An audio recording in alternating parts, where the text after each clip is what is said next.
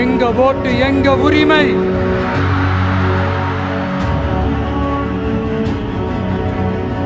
எங்களை யாரும் விலைக்கு வாங்க முடியாது.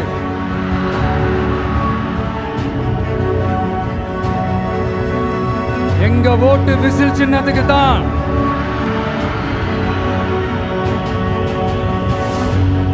யாரையும் நம்பி ஏமாற மாட்டோம்.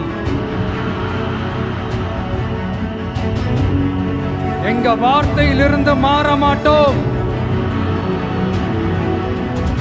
இது நிஜம். தேங்க்யூ.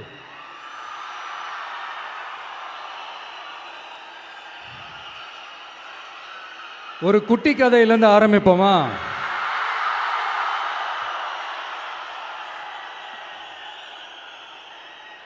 ஒரு பெரிய ஊர், ஒரு 4 ரோடு ஜாயிண்ட் ஆகிற மாதிரி ஒரு ஜங்ஷன், ஒரு பிஸியான ஏரியா, ஆள் நடமாட்டம் அதிகமாக இருக்கக்கூடிய ஒரு ஏரியா. அங்கே சென்டரில் ஒரு முரட்டு ஜல்லிக்கட்டு காலை ஒன்று நின்றுட்டுருக்குது. காலில் மண்ணை வீசிக்கிட்டு சீறிக்கிட்டு அப்படியே நின்றுட்டுருக்குது. யாருமே பக்கத்தில் போக முடியல. அந்த இடம் ஒரு கேஷுவலாக மாறணும் அப்படின்னா அந்த காளையை அடக்கி அமைதி ஆக்கினா தான் மறுபடியும் ஒரு பேக் டு நார்மல் சுச்சுவேஷனுக்கு அந்த இடம் மாறும். அந்த ஊரில் இருக்கிற ஒரு சில பேருக்கு மட்டும்தான் அந்த காளை அடங்கும். அவங்க யாருமே அங்கே இல்லை. ஆனால் அந்த க்ரௌடில் இருந்த ஒரு சில பேர், ஆல்ரெடி அந்த காளையை அடக்கணங்களோடு இருந்த ஒரு சில பேர், எங்களுக்கு இல்லாத அனுபவமா? நாங்க பார்க்காத காளையா? நாங்க பார்க்காத மாடா? நாங்க போய் அடக்குறோன்னு சொல்லிட்டு உள்ள போறாங்க. ஒருத்தராலையும் அந்த காளையை தொடக்கூட முடியல. எல்லாரையும் அடிச்சு வீசி தூக்கி போட்டுருச்சு. இப்போ என்னடா பண்றது அப்படின்னு பார்க்கும்போது அந்த கூட்டத்தை விலக்கிட்டு ஒரு சின்ன பையன் ஒரு என்ட்ரி ஒன்று கொடுக்குறான். உங்களுக்கு தான் தெரியும்ல, டேய் எங்களாலே முடியல, நீ எல்லாம் என்னத்தை போய் கிழிக்க போற? எங்களுக்கு அவ்வளோ அனுபவம் இருக்குது, நாங்களே அடிபட்டு ஓரமாக படுத்து கிடக்கிறோம், இவன் விளையாட்டுத்தனமா ஏதோ பண்ணிட்டு கிடக்கிறான், பாவம் அந்த காளைகிட்ட போய் அடிபட்டு சாவ போறான், பச்சா பையன், அந்த பையன், இந்த பையன், அண்டர் எஸ்டிமேட் பண்றது, ஏளனமா பேசுறது, இப்படி ஒரு பக்கம். இன்னொரு பக்கம் பரிதாபப்பட்டு, ஐயோ பாவமே, இப்படி தனியா போய் மாட்டிக்கிட்டானே அந்த காளைகிட்ட, என்ன பண்ண போறானோ அப்படின்ட்டு ஒரு பக்கம் பரிதாபப்பட்டு பேசுறாங்க. அந்த சின்ன பையன் எதுவுமே காதலையே போட்டுக்காம 2 பாக்கெட்லையும் கையை விட்டுக்கிட்டு ஸ்டைலா கெத்தா தில்லா அப்படியே உள்ள போறான். ஒரு ஸ்டெப் எடுத்து வைக்கிறான், அந்த காலை அப்படியே சீறிக்கிட்டே நின்றுட்டு இருக்குது. இன்னொரு ஸ்டெப் எடுத்து வைக்கிறான், காலை அப்படியே சீறிக்கிட்டே முன்னாடி வருது. மக்கள் எல்லாரும் பதட்டத்தோடு அப்படியே பார்த்துட்டு இருக்கிறாங்க. இன்னொரு ஸ்டெப் எடுத்து வைக்கிறான், காலை அப்படியே முட்டை வரும்போது பாக்கெட்டுக்குள்ள மறைச்சி வச்சிருந்த 2 புல்லுக்கட்டு அதை அந்த காளை கிட்ட காட்டுறான். காளை அப்படியே சடனா வந்து நின்று அது மூடெல்லாம் மாறி அந்த புல்லுக்கட்டை சாப்பிட ஆரம்பிச்சிருச்சு. அந்த சின்ன பையனும் அந்த காளையை அப்படியே தடவிக்கிட்டே வரான். காளையும் பக்கத்தில் ஒரு குழந்தை மாதிரி நடந்து வந்துக்கிட்டு வருது. பக்கத்தில் இருந்த ஒரு வயல்வெளியில் அந்த காளையை மேய விட்டுட்டு வரான். மக்கள் எல்லாரும் அந்த பையனை ஆச்சரியமாக பார்க்குறாங்க. அந்த அடிபட்டு கிடந்த அந்த அனுபவசாலிங்க தலையை தொங்க போட்டு நின்றுட்டு இருக்கிறாங்க. ஏன்னா பேசின பேச்சு அப்படி. வாய் இருக்குன்றதுக்காக நக்கலுமா நையாண்டியுமா நச நச நச நசன் ஒரே பேச்சு. என்ன பண்றது, தலையை குனிஞ்சு அப்படியே நின்றுட்டு இருக்கிறாங்க. அங்கே ஒரு பெரியவர் வர்றார். வந்து அந்த பையன்கிட்ட கேட்குறாரு, எப்படிப்பா இப்படி ஒரு முரட்டு காலை சீறிட்டு நின்றுட்டு இருந்தது, எப்படி அந்த காளையை அடக்கின அப்படின்னு கேட்டதுக்கு அந்த பையன் சொல்கிறான், ஐயா எனக்கு அந்த காளையை பார்த்தா கோபமாக இருந்த மாதிரிலாம் எனக்கு தெரியல, அந்த காலை பசியோடு இருந்த மாதிரி இருந்தது, அதனால தான் அந்த புல்லுக்கட்டை காமிச்சவொடனே ஓகே நமக்கு தேவையானது கிடச்சிருச்சு அப்படின்னோடனே அந்த புல்லுக்கட்டை சாப்பிட்டுட்டு நம்மளோட அப்படியே ஜாலியாக வாக்கிங் வந்துருச்சு அப்படின்னு சொன்னான். இதை கேட்ட அந்த பெரியவர் சொன்னாராம், இந்த சின்னவங்க பெரியவங்க அனுபவம் இருக்கிறவங்க அனுபவம் இல்லாதவங்க இதெல்லாம் விஷயமே கிடையாது. யாராக இருந்தாலும் அந்த சூழலுக்கு ஏற்ற மாதிரி அந்த சிச்சுவேஷனுக்கு தகுந்த மாதிரி என்ன பண்ணி அந்த ப்ராப்ளமை சால்வ் பண்ணுறான், ஏது பண்ணி அந்த ப்ராப்ளமை சால்வ் பண்ணுறான், அதுதான் விஷயமே, அதுதான் மேட்ரு. ஸோ நீ சூப்பர்ப்பா, என்ன ப்ராப்ளம் வந்தாலும் நீ சால்வ் பண்ணிடுவ அப்படின்னு முதுகில் தட்டி கொடுத்துட்டு அந்த பெரியவர் போகிறார். இப்போ அந்த கதையில் அந்த முரட்டு ஜல்லிக்கட்டு காலை தான் நம்ம தமிழ்நாட்டு அரசியல் களம். அந்த பெரியவர் தான் நம்ம தமிழக மக்கள். அந்த பாக்கெட்டுக்குள்ள ஸ்டைலா தில்லா கெத்தா ஒருத்தன் உள்ள வந்தான் பாருங்க, அவன்தான்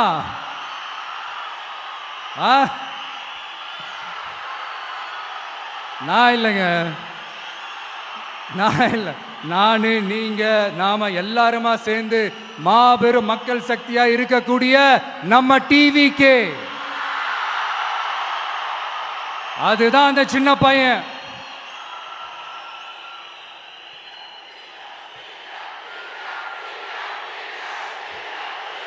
தேங்க்யூ தேங்க்யூ தேங்க்யூ.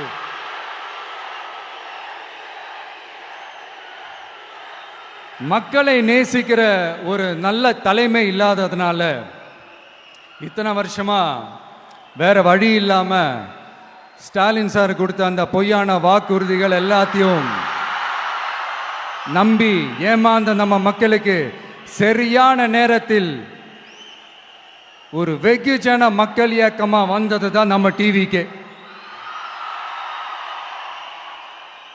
அந்த முரட்டு ஜல்லிக்கட்டு கால கதை ஏன் சொன்னோம், எதுக்கு சொன்னோம், யார் யாருக்கெல்லாம் சொன்னோங்கிறது புரிய வேண்டியவங்களுக்கு புரியும்னு நினைக்கிறேன்.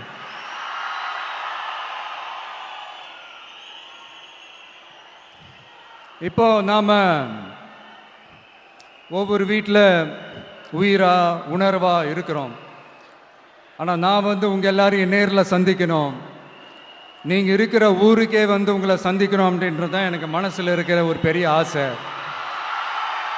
ஆனால் அந்த சிச்சுவேஷன் ஒரு எதிர்கட்சியாக இருந்து கேள்வி கேட்டுக்கிட்டு இருக்கிற இந்த நேரத்தில் நமக்கு எதிராக என்ன சூழ்ச்சிகள்லாம் நடக்குதுன்றது உங்கள் எல்லாருக்குமே நல்லா தெரியும்.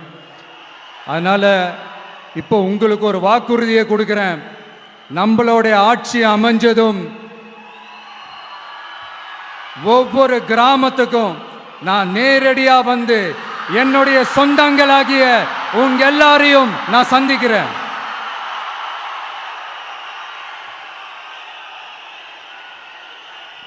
கொஞ்ச நாளைக்கு முன்னாடி நம்ம ஸ்டாலின் சார் ஒரு உருட்டு ஒன்று உருட்டினாரு, நீங்க கேள்விப்பட்டிருப்பீங்க. இப்போ வரப்போற எலெக்ஷன் எதுக்கான எலெக்ஷன்? நம்ம சட்டமன்ற தமிழ்நாடு சட்டசபைக்கான ஒரு தேர்தல் இல்லையா? இதே தமிழ்நாட்டுக்கும் டெல்லிக்குமான ஒரு எலெக்ஷன் அப்படின்னு சொல்கிறாங்க. இன்னும் கொஞ்சம் மேலே போய் தமிழ்நாட்டுக்கும் என்டிஏவுக்குமான ஒரு எலெக்ஷன் அப்படின்னு சொல்கிறாங்க. என்ன சார், டெல்லியில் ஏதாவது நிற்க போகிறீங்களா? அப்புறம் ஏன் தமிழ்நாட்டுக்கும் டெல்லிக்குமான ஒரு எலெக்ஷன் சொல்கிறீங்க? அப்புறம் இது ஏதாவது பார்லிமெண்ட் எலெக்ஷனா, பிரதமர் பதவிக்கு ஏதாவது போட்டி போடுறீங்களா? அப்புறம் ஏன் அதை தமிழ்நாட்டுக்கும் என்டிஏவுக்குமான ஒரு எலெக்ஷன் சொல்கிறீங்க? எங்களுக்கு புரியலையே சார், இது என்ன லாஜிக்னு எங்களுக்கு புரியலையே. எந்த எலெக்ஷனை எப்படி டீல் பண்ணணும், எப்படி ஹேண்டில் பண்ணணுன்றது நம்ம தமிழ்நாட்டு மக்களுக்கு தெளிவாக தெரியும். நம்ம தமிழ்நாட்டு மக்கள் மாதிரி ஒரு தெளிவான மக்களை நீங்கள் பார்க்கவே முடியாது. சூப்பர் கிளாரிட்டியோட சூப்பர் மக்கள் சார் நம்ம மக்கள். இந்த போருக்கு போகிறதுக்கு முன்னாடி தான் இந்த படை பரிவாரங்களோட போவாங்கன்னு கேள்விப்பட்டிருக்கிறேன். ஆனால் நீங்கள் என்னடானா இந்த ஒன்றுத்துக்கும் உதவாத இந்த பால் டப்பாவை உருட்டிக்கிட்டு இருக்கீங்களே சார். உண்மையிலே இந்த எலெக்ஷன் எதுக்கான எலெக்ஷன் சொல்லட்டுமா?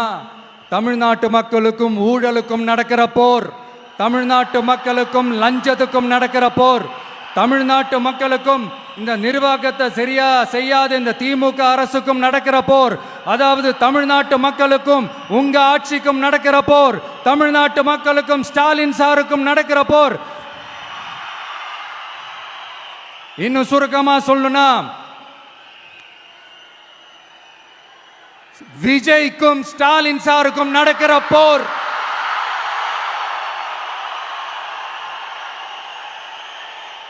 இதுக்கு நடுவுல இந்த என்டிஏ டெல்லி இதெல்லாம் என்ன லாஜிக்னே புரிய மாட்டேங்குது சார். தமிழ்நாடு தான் விஜய், இந்த விஜய் தான் தமிழ்நாடு. தூய சக்தி டிவிகேவுக்கும் தீய சக்தி டிஎம்கேவுக்கும் தான் இந்த போர். இப்படி உக்கிரமா இருக்கிற இந்த போர்ல மறுபடியும் ஒன்னுத்துக்கும் உதவாத இந்த பால் டப்பாவை உருட்டிக்கிட்டு இன்னொரு காமெடி வேற. அது என்னடான்னா, அவரோட ஆட்சியில தான் தமிழ்நாடு சூப்பர் ஸ்டார் மாநிலமா இருக்குதான். கரெக்டு, தமிழ்நாடு சூப்பர் ஸ்டார் மாநிலம் தான்.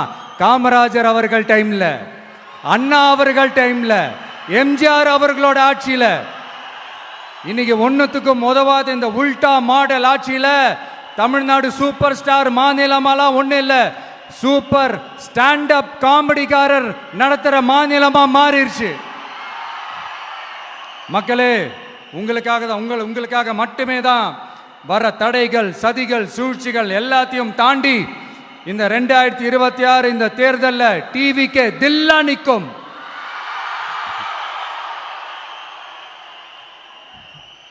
இதுவரைக்கும் நடந்த எலெக்ஷன் வேற, இப்போ நடக்க போற எலெக்ஷன் வேற. ஒவ்வொரு 5 இயர்ஸுக்கும் நடக்கிற எலெக்ஷன் மாதிரி இதை நினைச்சிடாதீங்க. 50 வருஷத்துக்கு ஒரு வாட்டி நடக்க போற ஒரு எலெக்ஷன் மாதிரி இது. அதிசய எலெக்ஷன். ஒரு எலெக்ஷன்ல அவங்களோட எதிரிகளை தான் எதிர்ப்பாங்க, அப்படிதான் எதிர்ப்பாங்க, அதுதான் யதார்த்தமும் கூட. ஆனா இந்த எலெக்ஷன்ல தான் ஒட்டுமொத்தமா எல்லாருமா சேர்ந்து ஒருத்தனை எதிர்க்கிறாங்க. ஒட்டுமொத்தமா எல்லாருமா சேர்ந்து இந்த விஜயை எதிர்க்கிறாங்க. ஏன்னா இந்த விஜய் ஊழலை எதிர்க்கிறான், லஞ்சத்தை எதிர்க்கிறான், மக்களோட மக்களா நிக்கிறான். அந்த மக்கள் அவன் கூட நிக்கிறாங்க. அந்த காண்டு எப்படி? அந்த காண்டு தான் ஒட்டுமொத்தமா எல்லாருமா சேர்ந்து ஒருத்தனை எதிர்க்க காரணம். நீங்க எப்படி வேணா எதிர்த்துக்காங்க, ஆனா போட்டி ரெண்டு பேருக்கு நடுவில் உள்ளதான். ஒண்ணு இன்னொன்னு. இந்த எலெக்ஷன் டேல மேக்சிமம் என்ன பண்ணுவீங்க? போவீங்க, ஓட்டு போடுவீங்க, வருவீங்க, அவ்வளவுதான் உங்களுடைய பார்ட்டிசிபேஷன். ஆனா இந்த எலெக்ஷன்ல நீங்க பங்கெடுத்துக்க போறீங்க. எஸ், உங்க வீட்டில் இருக்கிற ஒரு விஜய் தான், உங்க வீட்டில் இருக்கிற ஒரு விஜய் தான் வேட்பாளரா நிக்க போறாங்க. உங்க வீட்டில் நிக்கிற ஒரு வேட்பாளர்னா அப்போ உங்க வீட்டில் இருக்கிற மற்றவங்க எல்லாருமே வாக்காளர்கள் தானே. உங்க அம்மா, உங்க அப்பா, உங்க அண்ணன், உங்க தம்பி, உங்க சொந்தம் டிவிக்கே வேட்பாளர் அப்படின்னா அப்போ உங்க ஓட்டு விசில் சின்னத்துக்கு தான் எல்லாருக்குமே தெரியும். ஏன், நம்மளோட எதிரிங்களுக்கு கூட அது நல்லாவே தெரியும். அதனாலதான் நமக்கு எதிராக அவ்வளவு அவதூறு பரப்புறாங்க. என்னென்ன அவதூறு பரப்புறாங்கன்றது உங்களுக்கே நல்லா தெரியும். ஆனா அவங்களுக்கு தெரியாது, ஏன் மேல அவதூறு பரப்புனா அது மக்கள் மேல அவதூறு பரப்புற மாதிரின்னு. எனக்கு அரசியல் தெரியலன்னு சொன்னா அது மக்களுக்கு அரசியல் தெரியலன்னு சொல்ற மாதிரின்னு. என்ன அசிங்கமா பேசுனா அது மக்கள் அசிங்கமா பேசுற மாதிரின்னு. எனக்கு எதிராக செய்யற ஒவ்வொரு செயலும் அது மக்களுக்கு எதிராக செய்யற செயல் அவங்களுக்கு தெரியாம போச்சு.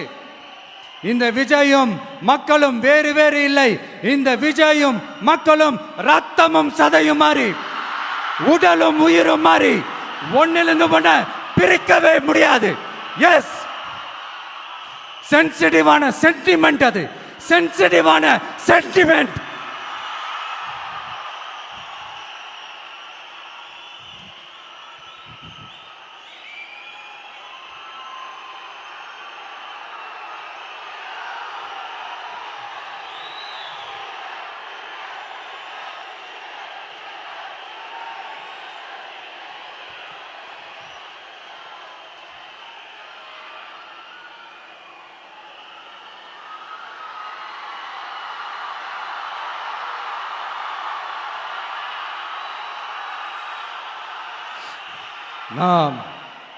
சாரி,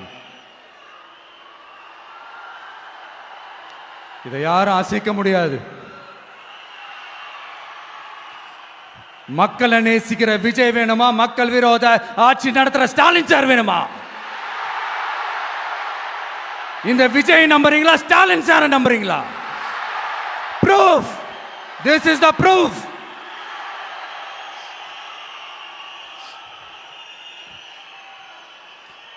இந்த தீய சக்தி, ஊழல் சக்தி, இதெல்லாம் ஏன் சொல்றோம், எதுக்கு சொல்றோம், யாரை சொல்றோன்றதெல்லாம் மக்களுக்கு தெளிவாக தெரியும். அதே மாதிரி டிவிகேவுக்கு போட்டி டிஎம்கே தான்றதும் மக்களுக்கு தெளிவாக தெரியும். அப்படி இருக்கும்போது நாம் ஏதாவது பேசினா வாண்டடா சில பேர் வந்து வண்டியில் ஏறி உட்காந்துக்கிறாங்க. ஆமாம், வாண்டடா சில பேர் வண்டியில் ஏறி உட்காந்துக்கிட்டு குரல் கொடுக்குறாங்க. சீரியஸாக ஒரு போட்டி நடந்துக்கிட்டு இருக்கும் போது இங்கே காமெடிக்கெல்லாம் இடம் இல்லை பாஸ். இதெல்லாம் மக்களுக்கு தெளிவாக தெரியும். இந்த நேரத்தில் ஒரு சீரியஸ் கேள்வியை இன்னைக்கு இருக்கிற மிகப்பெரிய அரசியல்வாதிங்க கிட்ட கேட்கணும்னு நான் நினைக்கிறேன். நீங்க அரசியலுக்கு வர்றதுக்கு முன்னாடி உங்ககிட்ட இருந்த சொத்து எவ்வளோ? அரசியலுக்கு வந்ததுக்கு அப்புறம் இன்னைக்கு உங்ககிட்ட இருக்கிற சொத்து எவ்வளோ? அதை ஓப்பனா டிக்ளேர் பண்ண முடியுமா?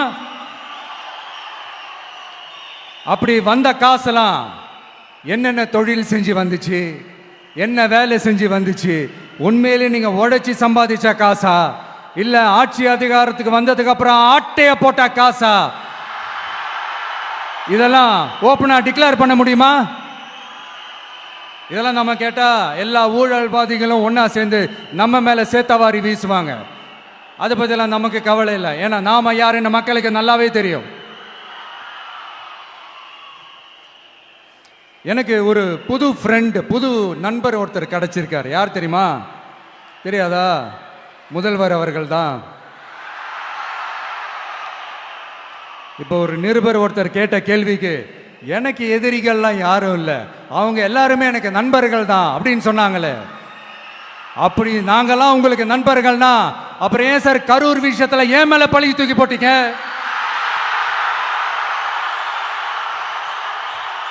உங்களுக்கு மனசாட்சின்னு ஒண்ணு இருந்தா அப்படி பேசிருப்பீங்களா?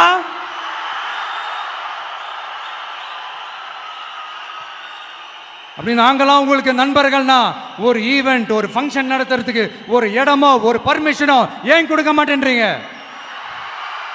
எல்லாத்தையும் நீங்களே பண்ணிட்டு போற போக்கில் அப்படியே பொய்களா அடிச்சு விட்டுக்கிட்டு இருக்கீங்க. உங்களோட உண்மையான நண்பர்கள் யாருன்னு சொல்லட்டுமா? லஞ்சம், ஊழல், அரசியல் ஆதாயம், இதெல்லாம் தான் உங்களோட உண்மையான நண்பர்கள். பர்சனலா நீங்க எப்படி வேணா இருந்துக்கங்க சார், நமக்கு அதை பத்தி கவலை இல்லை, நமக்கு அது அவசியமும் இல்லை. ஆனா உங்க ஆட்சி தான் தப்பான ஆட்சி, தமிழ்நாட்டுக்கு தேவையில்லாத ஆட்சி. கொஞ்ச நாளைக்கு முன்னாடி கற்பனையா ஒரு விஷயம் ஒன்று சொன்னேன். இந்த முதல்வர் கூட விசில் சின்னத்துக்கு தான் வாக்களிப்பாரு அப்படின்ட்டு கற்பனையா ஒன்று சொன்னேன்.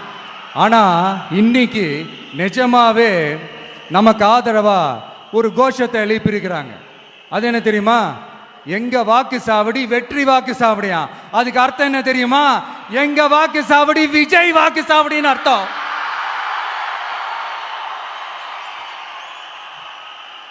அது சரி, மக்களோட இந்த ஆதரவை பார்த்துட்டு அவர் அறியாமலே எப்படி பேசிட்டாரு என்னமோ தெரியல. 50 வருஷம் எக்ஸ்பீரியன்ஸ் அரசியல்ல, உண்மை என்னன்னு ஒத்துக்கிட்டு தானே ஆகணும்.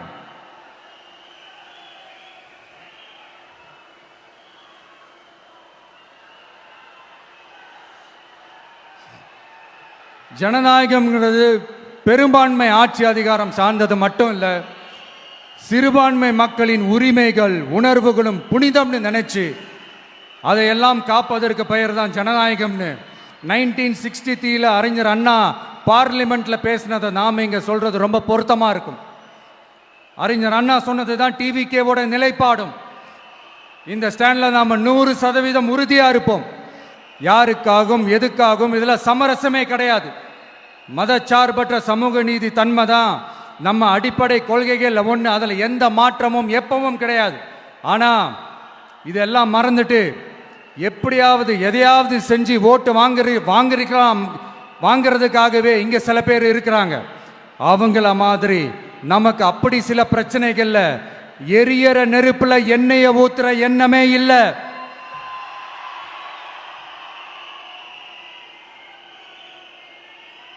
இங்க சில அரசியல் கட்சிகளும் சில அரசியல் தலைவர்களும் ஒரு சில நேரங்களில் அமைதியா இருந்தாலே போதும், ஒரு பிரச்சனையும் வராது. இப்போ கரண்ட்ல இருக்கிற சில பிரச்சனைக்கு வருவோம். இந்த கரண்ட் பிரச்சனைக்கு வருவோம். மாசம் மாசம் கரண்ட் பில் கட்டுற மாதிரி மாத்துவோம்னு சொன்னீங்களே, செஞ்சீங்களா? நிறைய வீடுகளில் 100 யூனிட் தான் அந்த கரண்ட்டு செலவாகுது ஒரு மாசத்துக்கு. மாசம் மாசம் நீங்க அந்த பில்லு கொடுத்தீங்கன்னா அவங்களுக்கு அது ஃப்ரீ ஆயிடும். அவங்க அந்த காசு கட்ட தேவையே இல்லை. ஆனா 2 மாசத்துக்கு ஒரு வாட்டி அந்த பில்லு கொடுத்தீங்கன்னா, இப்போ சப்போஸ் அது 200 யூனிட்டுக்கு மேல போச்சுன்னா அது அவங்களுக்கு ஒரு மிகப்பெரிய சுமை தானே. இது எந்த கணக்கில் எடுத்துக்கிறது? ஒரு மாதிரி ஒரு மாடர்ன் கரப்ஷன் அப்படின்னு எடுத்துக்கலாமா? அடுத்து பஸ் வசதி. நிறைய கிராமங்களில் பஸ் வசதி இல்லைன்னு சொன்னா இந்த ஒட்டுமொத்த திமுக அரசும் கத்திக்கிட்டு வந்துருவாங்க. நாங்க பஸ் விடாத கிராமங்களே இல்லை அப்படின்னு சொல்லுவாங்க. அப்படியே அது உண்மை அப்படின்னா முதல்வர் அவர்கள் கிட்ட நம்ம தங்கச்சி ஒருத்தவங்க ஒரு கேள்வி கேட்டாங்களே, எங்க ஊருக்கு ஒரு மினி பஸ் ஆவது விடுங்க சார் அப்படின்னு கேட்டாங்களே, அது எந்த கணக்கில் எடுத்துக்கிறது? நிறைய மலை கிராமங்கள்ல பஸ் வசதி இல்லை, நிறைய மலை கிராமங்கள்ல ஹாஸ்பிட்டல் வசதி இல்லை. இது ரெண்டுமே எவ்வளவு முக்கியமான ஒரு விஷயங்கள். பஸ் வசதியும் ஹாஸ்பிட்டல் வசதியும் இல்லாததுனால வீட்டிலேயே பிரசவம் பார்க்கிற அந்த ஆபத்து இருக்குதுன்னு எவ்வளவு நியூஸ் பார்க்கிறோம். இதெல்லாம் எந்த கணக்கில் சேர்த்துக்கிறது? அடுத்து இது எல்லா மீட்டிங்லயும் பேசுறதுதான், பெண்களுக்கு பாதுகாப்பு நம்பர் 1 இருக்குது தமிழ்நாட்டில் அப்படின்னு சொல்றாங்க. அப்புறம் அது என்ன, வி சேஃப் மாடலா? பெண்கள் என்ன சொல்றாங்க தெரியுமா? அது வி சேஃப் மாடல் இல்ல, வி ஆர் நாட் சேஃப் மாடல்னு சொல்றாங்க. இப்படி இருக்கிறப்போ தமிழ்நாட்டில் எங்க போனாலும் பெண்களுக்கு பாதுகாப்பு அப்படியே கொட்டி கிடக்குதான். இப்படி சொன்னா எப்படி சார்? கேட்கறவங்க என்ன கேசரி சாப்பிட்றாங்கன்னு நினைச்சீங்களா?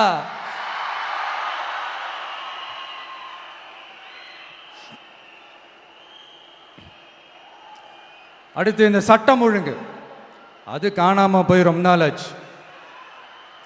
இவன் வேற, இந்த விஜய் வேற, எங்க போனாலும் இந்த மக்கள் கிட்ட இந்த சட்டம் ஒழுங்கை பத்தி பேசி ஞாபகப்படுத்திக்கிட்டே இருக்கான்னு முதல்வர் அவர்கள் அவங்க கூட இருக்கிறவங்க கிட்ட எல்லாம் சங்கடப்பட்டாராம். நாம் என்ன பண்றது? நாம தான் தமிழ்நாட்டோட விசில் ப்ளோயர் ஆச்சே. நாம எப்படி சைலண்டா இருக்க முடியும்? நாமளும் கேள்வியா கேட்கிறோம், ஆனா பதிலெல்லாம் வந்த மாதிரியே தெரியல. இருந்தா தானே வர்றதுக்கு, வச்சுக்கிட்டா வஞ்சனை பண்றாரு. 5 வருஷமா பதிலே சொல்லாம அப்படியே கடந்து வந்துட்டாரு. ஆனா இனிமே அப்படிலாம் இருக்க முடியாது, பதில் சொல்லி ஆகணும். மக்களே, இந்த தீய சக்தி, இந்த அட்ராசிட்டிய ஒரு எண்டு கார்டு போடணும் அப்படின்னா அவங்கள சுவிட்ச் ஆஃப் பண்றது தான் ஒரே சொல்யூஷன். அதுக்கான ரிமோட் தான் வரப்போற எலெக்ஷன். அந்த ரிமோட்ல நீங்க அழுத்த வேண்டியது ஒரே ஒரு ஆப்ஷன், அதுதான் நம்ம விசில் சின்னத்தோட பட்டன். இத 4 விஷயத்தை நீங்க செஞ்சாலே போதும். ஒவ்வொரு இவிஎம் மெஷின்லயும் விசில் சின்னத்துக்கு நேரா இருக்கிற அந்த பட்டனை பச்சக்கு பச்சக்கு பச்சக்குன்னு ஒரு அழுத்துங்க. எப்படி? அவ்வளவுதான்.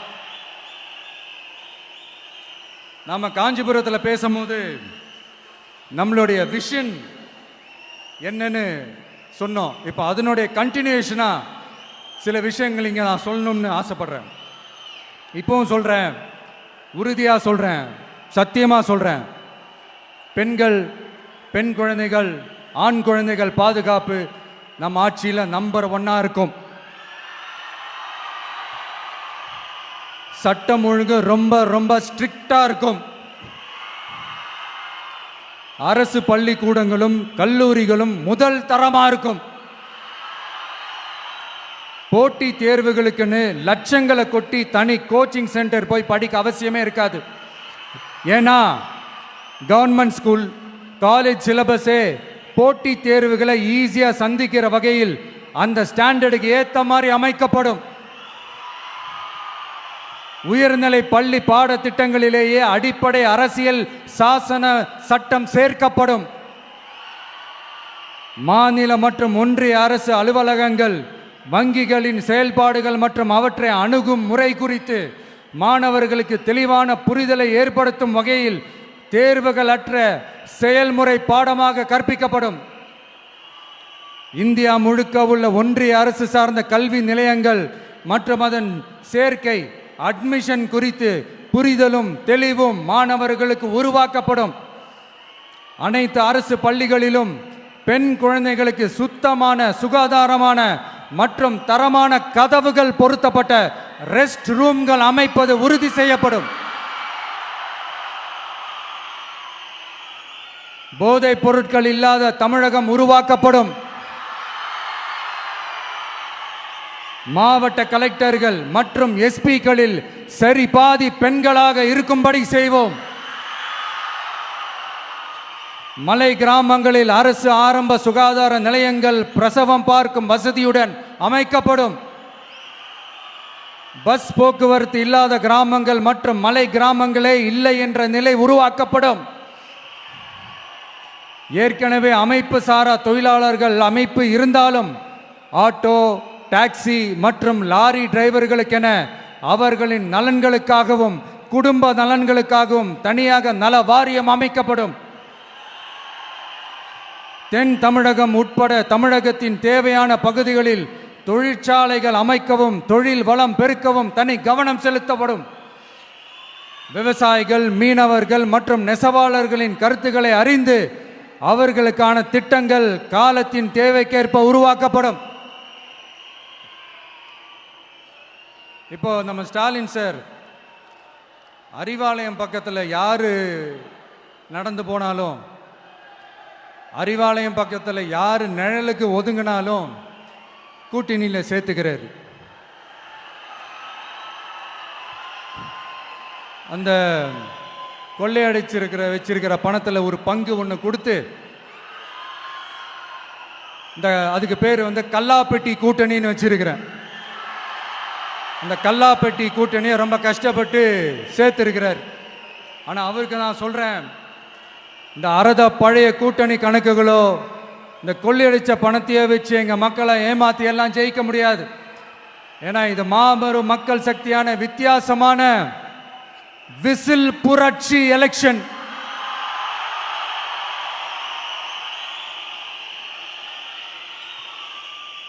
உங்களோட நான் இருக்கேன், நம்மளோட நம்ம மக்கள் இருக்கிறாங்க. இதுக்கு மேல என்ன வேணும்? கான்பிடென்ட்டா இருங்க, நல்லதே நடக்கும், வெற்றி நிச்சயம். மீண்டும் சந்திக்கும் வரை நன்றி, வணக்கம்.